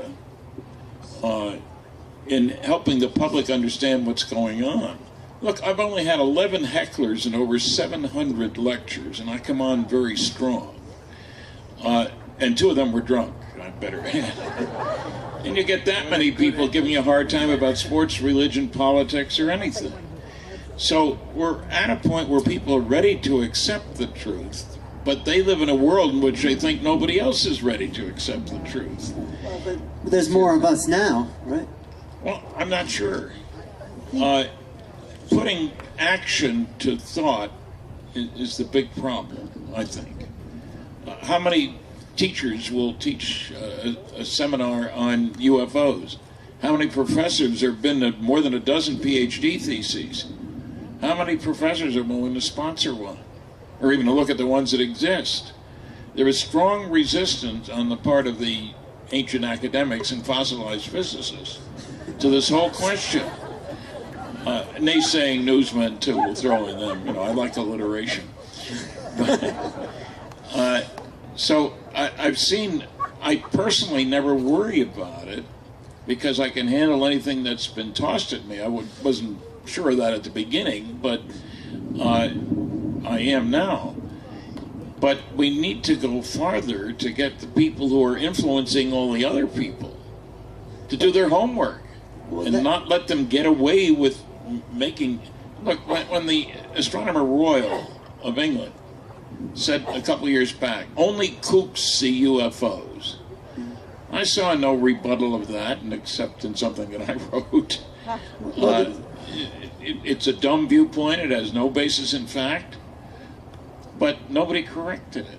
But there's been a movement of ridicule that's been paid by the Air Force, and but this is why it's a grassroots movement that's happening with a weekend like this, and why it keeps growing. That's what I see. Well, I hope it keeps growing, and I don't know what it will accomplish, but I'm an optimist still, or I wouldn't be doing what I'm doing. Okay. Well, how many, just the people on this panel and many others out there that are often speakers at events like this, how many invitations do you get per annum today as opposed to 5 or 10 years ago? You're getting more, right? A lot more. A lot more. I get invitations, 50 invitations a year to come here, there, from Brazil to Spain to Ireland to India to all over the world. And so does Richard and Linda. And so it just shows you that it's a global phenomenon that is becoming acceptable. People want to know. People are inquisitive. I have to agree. So we're doing the job. We are becoming the mainstream. It's not a fringe movement. Yes. You know, I keep reminding people there are more scientists in the world that work outside of academic institutions than they are working inside of academic institutions. So you don't need to be attached to a university if you're a scientist. You can be a scientist and work in your garage, but you're still a scientist. And once again, where's the money come from? Well, now this brings me to the next subject. All along this evening, I've been listening very carefully, and virtually every one of these panelists at some stage has mentioned the word money. Okay, and it's somehow an obstacle to the progress. There's the black budget and this money, and Stanton didn't have money to go to Roswell and all this, and so you start to realize what's even behind this thing. It's always until we recognize what is going on this planet, who is really pulling the strings, who is controlling the governments, that are then controlling the flow of information, that are controlling the media, the mainstream media. And until we recognize that and deal with that issue, we're going to be debating this for the next 20 years until something else happens, or for the next 100 years. And this is the issue that revolution here? Yeah, he is. I am preaching a revolution here. Absolutely. That's what has a to revolution happen. of consciousness. We need a revolution. And a recognition where the evil comes from. And when I say the word evil, I mean that in a spiritual context, and not in a. This is just too obvious an opportunity to respond to this. Is that the things that we'd mentioned before is that we need to understand that Pope Francis is getting set to issue a papal encyclical, right in June, right here, coming up, in which he's going to directly connect the process of global climate change with transnational corporate capitalism, and if in fact they don't respond by accepting mandatory limits on the global greenhouse gas emissions in the Paris meetings between November 28th and December 11th, he's prepared on December 8th to declare a Jubilee year to order the canceling of debt and eliminate the basic capitalist structure. The Pope can do that? The Pope, Francis. What about like student loans? Listen, you've got to understand. You've got to understand what's going on. Is that we're not talking about just somebody who's throwing holy water on people here. We're talking about somebody who is starting to move into a position of having moral authority that's almost unprecedented on the planet right now. I would caution against, as exciting as it may sound, do not underestimate the deviousness of these banking global. Oh no! I don't. They plan these things so well. I don't underestimate that. But one thing I can tell you that they don't plan on is the calling of a jubilee year, canceling all the debt on the planet. But you know what happens? They don't anticipate that. How can he actually do that? Recognize a deception in that. Hold on. Cancelling the debt doesn't mean cancelling the monetary control and the financial control over humanity. That's like putting a Band-Aid on the global problem, and then it starts all over again. Well, that's what we got to deal with. Actually, when you're dealing with a monetary system that is so grounded in debt itself, that the entire underpinnings of the banking system, with its fractal banking and everything else, is rooted in debt. It's the constant indebting of people and keeping them from paying off the principal and carrying the debt. What I'm suggesting, especially on fabricated money. That's right. Well, all I'm saying to you is that what's happening, what's going to be happening between now and December 8th of this year, I'm just suggesting that you direct your attention to what's going on here. Do I have to be Catholic? Francis has called for and has had an agreement now. He's going to be addressing the Joint Assembly of the entire United Nations in September. He's declaring, he's going to be issuing a papal encyclical declaring that the proximate relationship between global climate change and transnational corporate capitalism is the reflection of a sinful structure, a sinful economic system, a system that is rooted in injustice and greed and avarice. He's naming the beast. He's belling the cat. And what I'm saying is that he's calling for the creation of a new, completely alternative economic order on the planet. Now, so what I'm saying is this is responsive to the very things that are being said here at the table, and the fact is that if in fact the nation states don't accept mandatory and legally enforceable restrictions on their corporations, that he's going to in fact call for the Jubilee year on December 8th. And so people need to. All I'm saying, look, people need to understand that there is a process going on now that is being accelerated. Because of the effects of global climate change. Yeah, what's all right. I mean, someday when you could pass a test on what I'm talking about, you can come up and get up here. You know, the bottom line is that there's very dramatic things that are in the offing right now. One of which is that the fact is that there's a major call now for coming to grips with the philosophical and theological implications of contact with an extraterrestrial civilization that's now been issued formally. It's a call for people to participate in that discussion. By the Vatican. By the Vatican. And the fact of the matter is that the process of discovering these planets and acknowledging that life is existing on these planets is the process by means of which they're going to try to feather in an acknowledgement of the fact that it's true. What we have to do is take control of the discussion about what the philosophical, theological, and political, importantly, the political implications are of coming to recognize that these people are not in charge. That we have to withdraw our consent to their governing us. That the fact is, this is a form of slavery that depends upon our consent and our active participation in that process. So what we have to do is figure out how to come out from under this slavery. That's what we have to do, not wait for them to free us, not wait for the major media to change their mind, not to wait for the Pentagon to change its mind. We have to change our minds, and we have to help other citizens around the world change their mind about all of these things. This is a question of structural justice, and we have to respond to it. And when you change your mind, you change your state of being. When you change your state of being, that's when you move into the field of infinite probability, and that's where it all happens, and that's where choices are made, right there.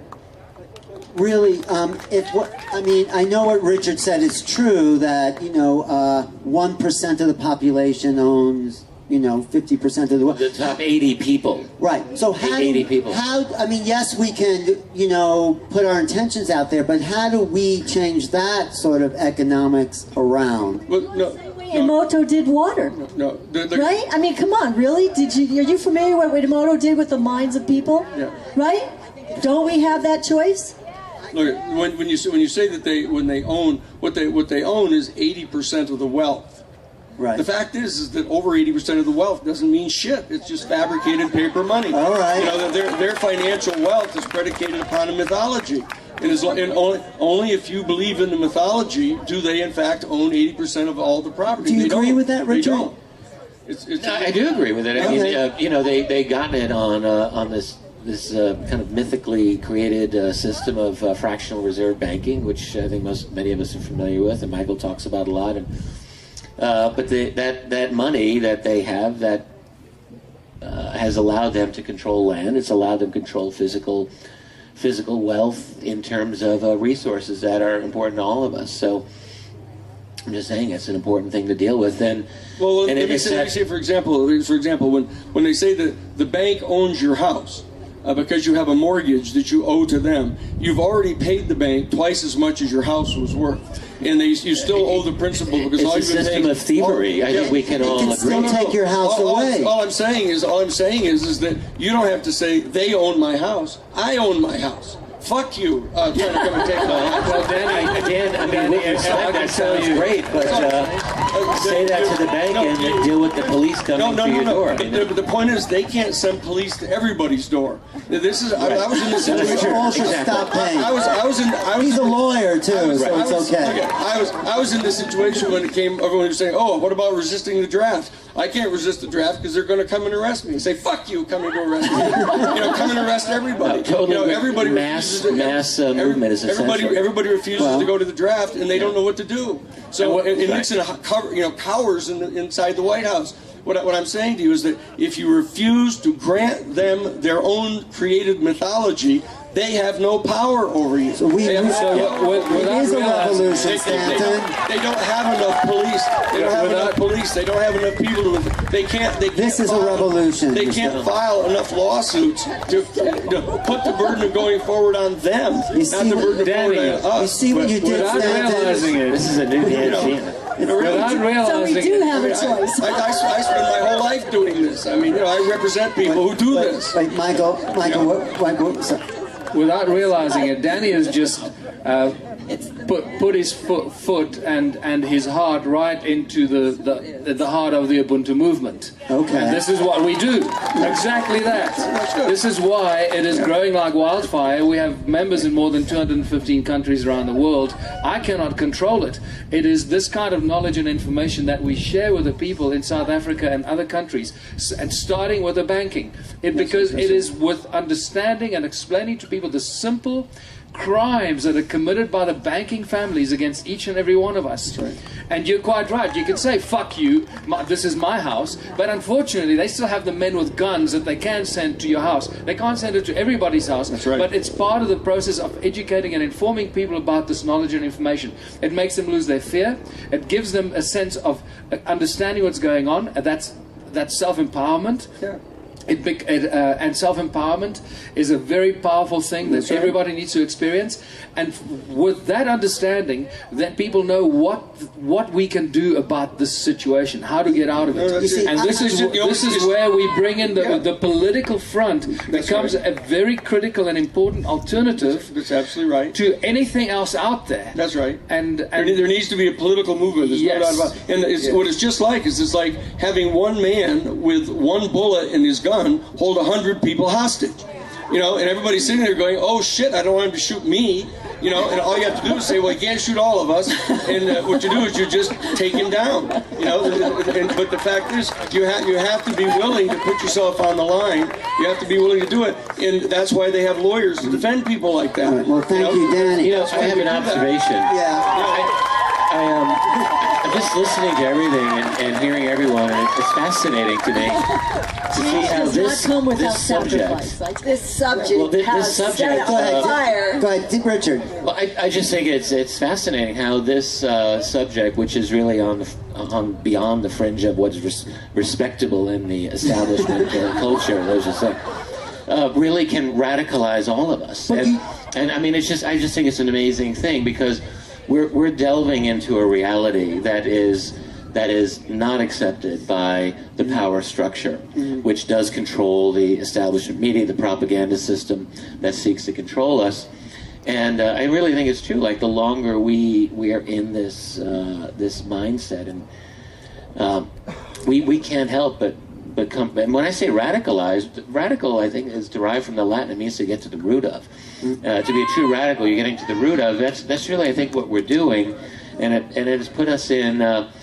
Without even, I don't even think we're trying, but we're in undeniable opposition to the established system. Well, I don't think we can help it. Do you think this is what the ETs could be waiting for us to get ourselves together, to take back our power? That's exactly what they are waiting for. Yeah, for us They're to waiting have... for this movement of this explosion of consciousness, because you can't interact with an unconscious group of... And they're not going to do it for us. beings. They're not going to say, hey, we're here to help you out of the mess you created. We got to do... You're going to be our lawyer for the movement, Danny. Well, I think that's exactly right. I mean, think about what could they have done like 100 years ago? Would they announce themselves? What would that have done to human civilization? But it could have been a really traumatic thing, and you have to get to a point where people are ready for this type of a situation. So it really could be that we needed several generations for our own development. So what kind of, seriously, what kind of social movement do you think it, what's that? The Warriors of Light out there. But yeah, I mean, you're talking about organizing a social movement in a way Martin Luther King organized the black movement. You know, so how would that look? Well, what the advantage is that all you have to do is stop cooperating.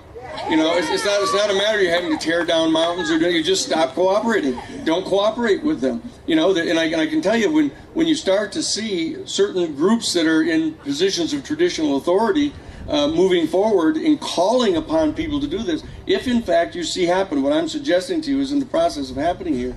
If you in this month we're right here just this month in June, it could happen as early as June 5th because that's Global Environmental Day.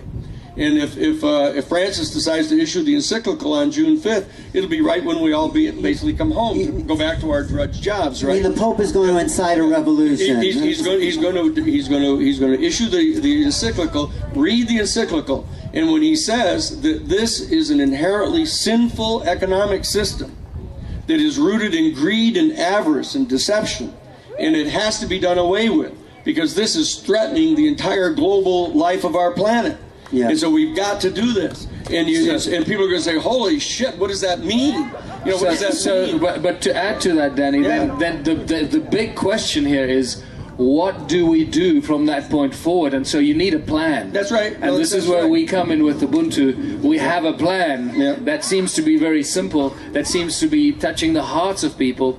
And this is why it resonates. And somebody here earlier said truth resonates, and that's exactly what this comes down to. So when you start sharing the truth about all the stuff with people, they not only see a way out of their desperate misery on a daily basis, and as I said earlier, I see it on a daily basis with people that live on the streets, people that live in shacks that can't afford a loaf of bread every day, and suddenly they see a way out. You can see the light in their eyes when they realize and they recognize where the real problem is. It lies in the money supply and the control of the banking elite of this entire planet. The moment we shut that down and find a new alternative, there is a way forward, and we have to have a plan, and we have a plan. Well, the simple way forward, what we've been sharing with the people, just a simple step forward, and this might not everybody might understand this, but with immediate effect, to stop the privately owned banks and replace them with what we call a people's bank. Is such a revolutionary, unimaginable shift and an immediate change in providing a lifeline for every living, breathing human being. It is, and it's so simple. It is such a simple thing to do. And this is what we do. They did it at Mondragon. That whole thing, they just withdrew from both France and Spain because they were opposed to the fascist governments in Spain and France. So they just withdrew and they set up their entire own economy. And it can be done. I'm just telling you that. And the important thing is that when you have so many people, when you have 1.5 billion people in Western civilization that are all part of the Catholic Church.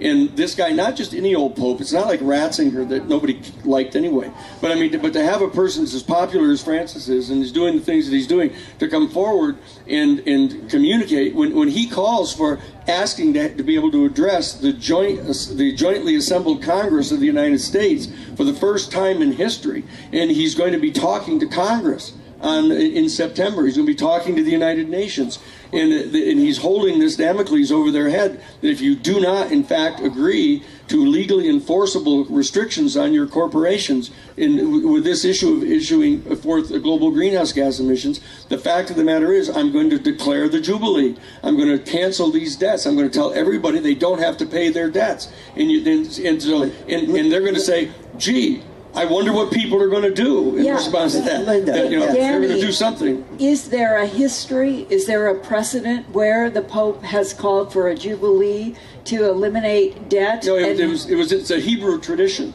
It's an ancient Hebrew tradition out of the Bible that they were opposed to usury. It was a sin. They said that you cannot, in fact, allow a debt to last for more than 7 years. And at the end of the 7-year period, all of the rabbis would come forward if they determined that there was too much debt in the culture. They would declare a jubilee year, and they would completely cancel all the debt in their entire culture. So what I'm saying is he's calling upon an ancient tradition that goes deep into the Judeo-Christian culture, and he's calling it forth. And so we need to understand that there's some dramatic things that are happening, not just for their call in the same Jesuit order. I'm telling you, the same Jesuit order. But how would it be applied in this global... By people refusing to pay their debts. Because the Pope says so. Because the Pope says you don't have to. You don't have the nation states don't have to pay the International Monetary Fund. They don't have to pay the World Bank. I've just seen through the veil of deception there. I think I've just figured it out. Wait, before you get there, why don't we, this person in the audience has something to say about it all. It would take Greece off the hook. Thank you very much for allowing me to say something. I really appreciate what you're doing. Bring it closer to you. Okay. Yeah. I really appreciate what is going on here this weekend. It's very powerful, very important. It is going to make a major difference. What I understand needs to happen is to have an umbrella vision, because nothing will happen unless there's a vision, a collective vision that covers all the elements of the liberation movement, because the liberation movement can cover every topic that we've covered since we've been here. So I see that a liberation movement, I'm part of Ubuntu or whatever under the liberation movement, because that's what the public needs, a vision. Without a vision, things are not, we're all fractionized, working independently, unless we have an umbrella cover to work under. Well, there's at least one liberation movement representative at this table. No, everyone here represents a liberation movement. Even Stanton. At least one. Yeah, at least one. Are you still with us, Stanton? Yeah. No, because is it too much? Was it too much anarchy? No, because you represent a liberation movement, a liberation of truth. I just want to get you back into the picture. I am not in a position to evaluate the potential impact of the actions of a pope on our planet.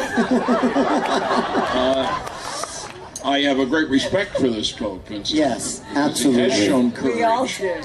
But I think what this person said, as far as each of us, representing an aspect of a truth movement is something that we need to confer and come together about. Yes, Don. I truly think Danny may be onto something, and I can say that as a Roman Catholic. Okay. So, in the summer of 1947, immediately after Roswell, the Vatican put out a statement which read, "It is the position of the Church the universe is most likely teeming with other creations." Within the last few years, it reiterated that position. When Pope Francis himself was asked, what would the Church be inclined to do upon the arrival of an intelligence from off the planet? And the response was, we would baptize them. I don't know if for all of our hopes, all of our concerns that the United States government is ever going to disclose something that it has worked harder on one topic than anything else its entire history to cover up. maybe we should be approaching the church. But you know, the church has it's a good and bad approach. You know, I don't think the aliens But want to be baptized. We would be talking about 1.5 billion people. Let me address the issue of baptism. And aliens. Okay. The fact of the matter is that Father Fuentes, excuse me, hold on. That Father Fuentes, who is the Jesuit director of the observatory, when this issue was raised to him that the Pope had made reference to, I would baptize the aliens, he actually went so far as to say, actually, the aliens may not be in need of baptism because the sin of our having fallen into the original sin is a function of the evolution of our intellect, of perceiving ourselves as separate and apart from all of the rest of the unity of the universe, and they may have already gone through that. And they may have already transcended that and be in union with the universe and may not be in need of baptism. So I'm telling you, this is a very sophisticated conversation that's going on right now. Did the Pope actually say that? Did the Pope actually say that? That was Father Fuentes. That was Father Jose Fuentes. That's And remarkable. who operates more observatories around the world than any other organization? The Vatican. And they're not watching for the second coming. Yeah. I just like to say, of course, I agree with everything that all of you are saying, but we have to take into the consideration that you're talking about 80 people that are running this world. Yeah. Well, the problem is that most of the people in this world want to be part of that 80. And not only that, they want to be the richest people in the world. So the system is set up. When we as a people change, and we as a people start to change the way we think and stop being so greedy, and I'm talking about all of us, I'm not just talking about these 80 people, because you know, I've been in business most of my life, and I've seen people who didn't have anything, and all of a sudden I noticed once they started to get something or they started to get rich, they changed completely into a whole different human being. So when the consciousness of this planet changes, everything will change. Thank you. Well, we need deep philosophy, and that's what's called wisdom. We're going to wrap up, but I don't think we need more religion. I think we need to baptize those 80 people, and the rest of us open up to cosmic consciousness, because awakening the new human brain, the new capacities, will put us in more direct connection with something beyond. That is exactly what relegare is. Relegare, the Latin root of it, is to relink. To relink. That's what the whole process we're talking about is to taking our human family that is suffering from an affliction of the intellect, this capacity to perceive ourselves as separate and apart from the rest of the universe, and to transcend that through the process of relegare. We're relinking back to without the religion part thrown in. Let's relink to the source, which is and lift ourselves beyond what we have been. That's exactly what the whole purpose of this is to salvage the substance of spirituality. Okay. That's what the key to this thing is. Okay. And one of the things that and I'll just put one more final point in. The fact is that Francis, knowing that people are going to say, well, might not they kill him? Yeah. You remember Bishop Romero in El Salvador, when he called upon the Salvadorian troops to refuse to obey the orders of their commanding officers, ordering them to kill their sisters and brothers, the peasants. And they said, oh, if you make that kind of call, they will kill you. And he said, if they kill me, I will rise again in the names of my people. And that's what he's doing. He's rising in the voice of his people. And Francis has just declared him, he wants to make him a saint. Okay. Now all of that stuff is important, because what's getting ready to happen is Francis has said, you aren't going to be able to kill me because I'm going to retire. When I get this thing done, I'm going to retire. And what people don't realize is the guy that's going to take his place is Sean O'Malley, who is in fact going to be the first American Pope. Sean O'Malley is the guy that put all the pedophile priests into jail, rather than give them sanctifying grace or let them go to confession. But Danny, don't you think it's the time to end religion? They've really It's the time to substitute spirituality for religion. We don't need religion if we have spirituality. We don't need the middleman to get in between us and the Alan, yes. Sure. take a break here, okay? I'm trying to tell you that I've spent my entire career not only confronting the Ku Klux Klan, the American Nazi Party, the off-the-shelf I respect what you do. No. Yeah. What I'm telling you is then listen to me. Listen to your counsel. It's bad to have a mouthy client who doesn't listen to you. I'm not your client. What I'm saying to you is don't get confused by the nomenclature here. We're talking about genuine spirituality, which has to do with consciousness, which has to do with the entire subject we've been talking about all weekend. 3/4 of what we're talking about is consciousness, the elevation of consciousness, the freeing of ourselves from slavery. The reality is that we now have a group of people in some of the highest institutions in the Jesuit order have basically risen up to betray the old church. Well, thank you. They've risen up. In fact, there's a major book, I suggest it all to you. It's called The Jesuits, The Betrayal of the Roman Catholic Church, because they've now been declared to be the spearhead, the point of the spear of the social justice movement on the planet.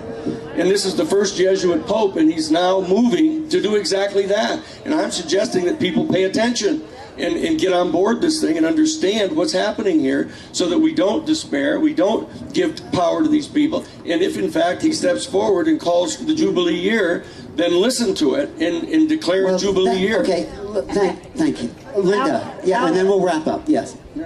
This is the best panel I have ever been on. Longest anyway.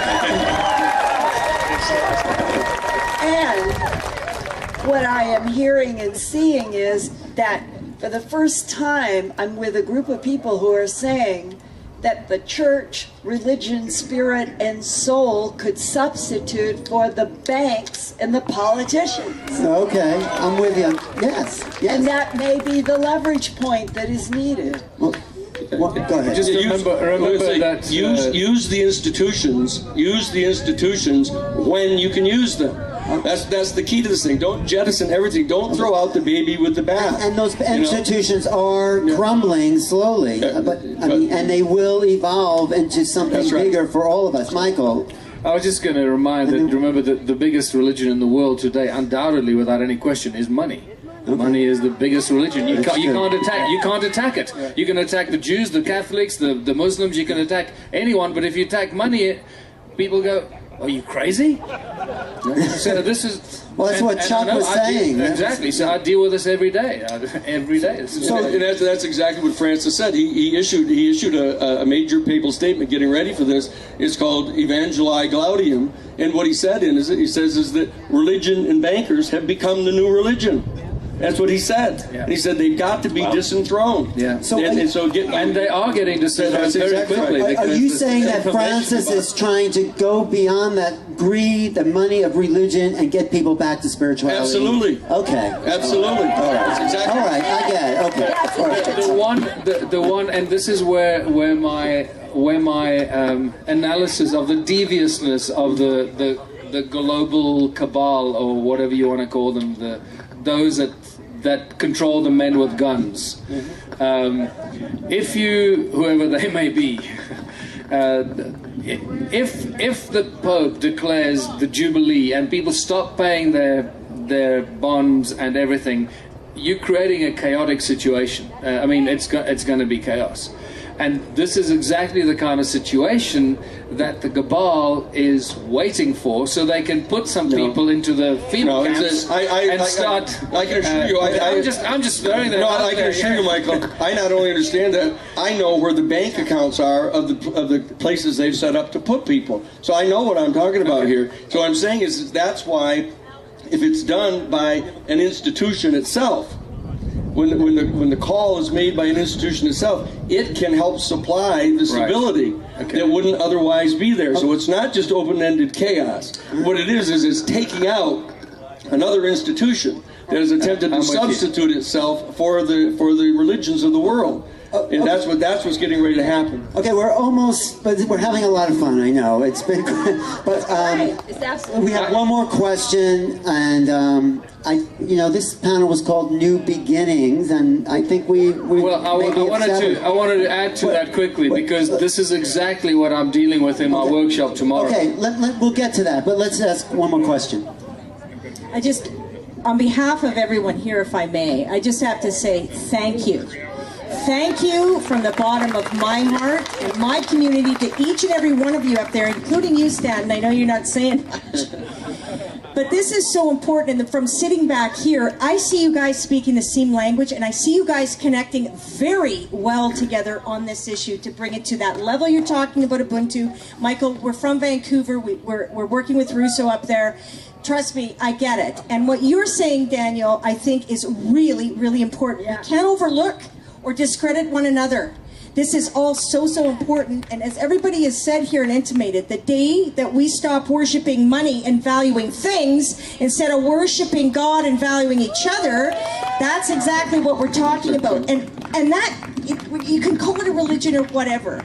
But from my perspective, this is just changing that word to have a new definition. And the spirit in which we live, in which we give, in which we think, in which we connect, in which we breathe, in which we share, in which we create, that's the spirit I'm talking about. Yeah, all right. Beautiful. Thank you. Thank you.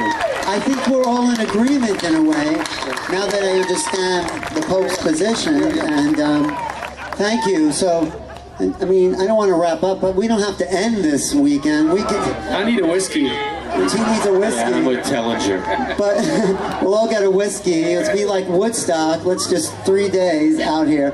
But, you know, if we're going to, like, really start something new, and you have a plan, Michael, why don't you just tell us, you know, wrap it up on your end there and put your, like, piece of the puzzle out there so we can move forward in that direction. Well, I'll start the wrapping up. What's that? Yeah, share your plan. I wish I could share my plan. It's a little bit longer than 60 seconds. More than 60 seconds. But really, this is exactly what I'm going to be dealing with in my workshop, the Ubuntu workshop tomorrow. Give us a little bit. Just to deal about what do we do into the future. Now that we know all this stuff, what do we do? And the first thing we need to do is recognize that money is the problem. And once we overcome that problem, we will create a planet and a world of abundance. Money is the obstacle, the hurdle to creating abundance. Money is the tool that creates hierarchy. It creates corporate structures that deals in the corporate structures that uses money to create scarcity and uses competition to create the scarcity.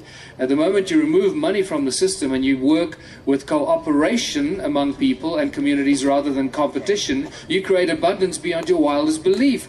The solutions are so simple, but we've been so programmed to not see the simple solutions. And this is really what I'm going to be talking about and dealing with, and what we're doing about it with the Ubuntu movement around the world, with the Ubuntu political parties around the world, which includes the United States and Canada, South Africa, UK, Australia, Germany, and about 50 other countries, and how we provide very simple solutions by allowing communities to start cooperating and no longer